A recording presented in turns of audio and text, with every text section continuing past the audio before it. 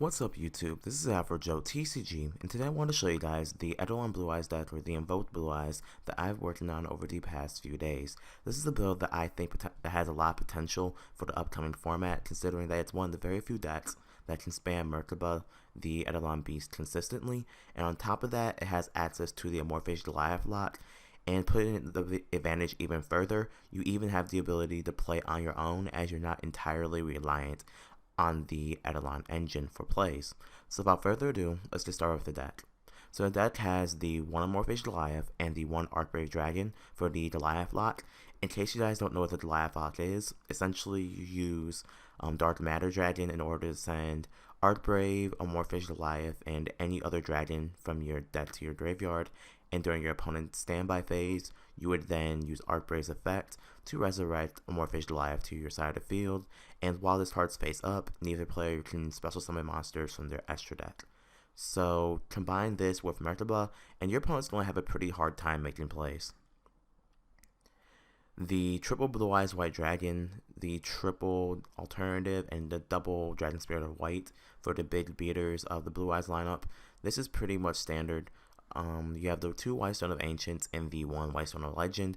3 Ancients is too much in this build, but 2 is a perfect number. And the 1 Whitestone of Legend is to search out your Blue Eyes White Dragon. 2 Sage of Eyes of Blue. I've seen people run 3, and I understand that you can do plenty of combos if you combine it with Aleister. But the biggest issue I have with running 3 is that after you make the initial combo, Sage of Eyes of Blue can be a relatively dead card. And on top of that, Sage of Eyes of Blue's normal summoning condition only searches out these 3 cards, and since I'm not running cards of consonants, there's no reason for me personally to justify running a 3rd one, and I'd rather run something else in the first place, especially considering that this deck space is so tight, considering I've had to fit in the Brilliant Fusion engine for testing purposes. So 2 Sage of Eyes of Blue. And then the 3 Aleister to search out your fusion card, and he's pretty much the cornerstone of most of your fusion plays, or all of them in this case. 2 Gem Knight Lazuli. The reason why I chose this over the Gem Knight Garnet is because you can actually recycle your Dragon Spirit of White and your Blue Eyes White Dragon back to your hand. And the reason why I'm running 2 is because if I run 1 and I draw into the 1 Gem Knight, I'm actually 3 cards in my deck, or well, if you include the one I drew, that makes 4 cards in my deck pretty much completely dead, and I don't like having that feeling, so I'd rather have 2 Lazuli in the main board, so if I draw into 1, I can still send the other one with Brilliant Fusion and not have a dead card. So that's it for the monster lineup. That's 20 cards. Onto the spells, we run the 2 Trade-In, the 2 Wonder Wand, the 2 Melody of Awakening Dragon, the 3 Reckless Magic Circle, the 2 Terraforming. All of these are draw power and search cards. The 2 Eidolon Summoning Magic for your fusion plays, along with the 3 Brilliant Fusion, which is good for deck thinning, and Gandalf Seraph Knight, which you can combo heavy with Aleister to get multiple fusion plays every turn. The 2 Return of Dragon Warlords for reviving your Blue Eyes and also bringing protection, and the 2 Twin Twister for back row. That's it for the monster lineup. That's 40 cards. Onto the spells, we're running the 1 Gem Knight Seraph Knight, the 1 Caligula, the 1 Purgatorio, because this is good against the Infernoid matchup, the 1 Magdalena, because it's easy to bring out in this build. It's level 8, so you can actually use it for Xyz plays, and you can also use it pretty effectively against the Zodiac matchup. The Turb Merkaba, which is the bare minimum I think you should run in this build, because he's so good and so abusable. And that finishes off the fusion lineup onto Synchros. I run 1 Stardust Charge Warrior, which I added for literally 2 reasons. The first is there have been plenty of times in testing where I have only a field of Brilliant Fusion and either 1 level 1 or 2 level 1 tuners, and I can't handle that. So if you had that without Stardust Charge Warrior, you would literally have 0 plays you can make.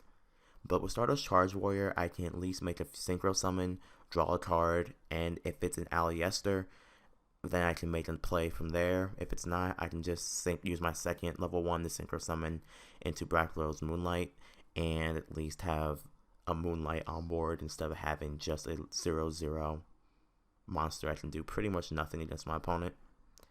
Moonlight, again, bounces cards. Azure Eyes can protect your dragons, and Dragon Spirit of White, Blue Eyes Spirit Dragon, because Spirit Dragon can negate grave effects, limit pendulum summons, and its chainable way to summon Azure Eyes or Black Rose Moonlight Dragon works well, especially with the Amorphage Goliath lot, because if you have this card and you activate Arcray's effect, you can chain this to bring out your Azure Eyes, and then Amorphage Goliath would come out. And since Azure Eyes effect is mandatory, your Goliath and all your dragons now will be protected by the effect of Azure Eyes until the end of your turn, which means your opponent definitely is not getting rid of that board unless they have a Taiju. And then that's it for the synchros. On to the Xyz lineup to finish off the deck. The whole entire package for the Galaxy engine, so Galaxy Eye Cypher Dragon, Photon, Prime Photon, Full Armor Photon, and Dark Matter, and then the one Harbinger for Spell Negation. That pretty much concludes the entire deck. I have tested this build without the Brilliant Fusion engine, and if I were to remove the 3 Brilliant Fusions from the main board and the 2 Lazulis, I would probably put in a Soul Charge, a Raigeki, 2 Maxi, and either a 3rd Trade-In, a Vandy's Emptiness, or some other card that I can't think of off the top of my head. Maybe even a 3rd Return of the Dragon Lords.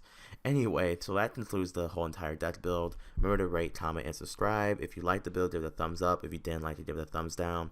Comment in the comment section down below if you enjoyed the deck profile, if you would change anything. If there's things about it that you want me to go over or explain a little bit more in detail, happily post it in the comment section down below as well, and I'll do my best to answer any of your questions. Anyway, this is AfroJoeTCG. Thank you guys so much for watching this deck and supporting me, and I will see you guys on the next one.